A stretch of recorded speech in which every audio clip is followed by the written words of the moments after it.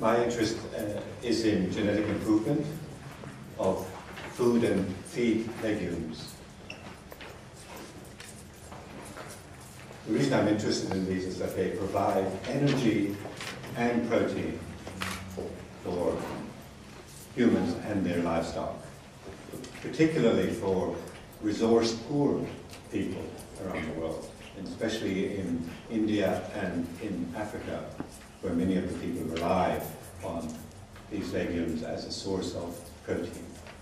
In fact, in Nigeria, cowpeas are called poor man's meat because of the protein content that they have.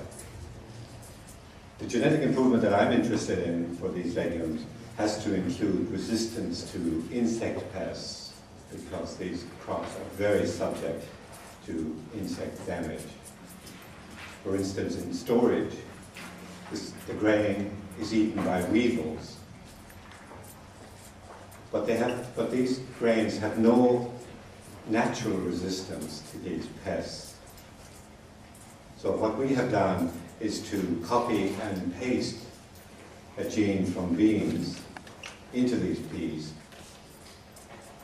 And the results of that transfer is that the grain is fully protected against the weevils.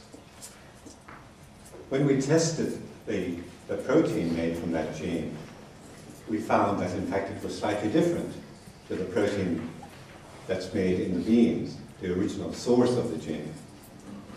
When we tested that in an animal study at the Australian National University, we found that in fact the protein appeared to cause an immune response in the mice, which caused us concern that this might have some effect if humans were to eat these grains. We were only able to do a couple of experiments because the research teams that were doing this work were disbanded, effectively, or moved to various places around the world, and so we were not able to continue that work. However, this project, this EU project, GMSAFOOD, was established around that time, and fortunately has taken on that study and completed it, repeated it, and done a further 3 years of work on it.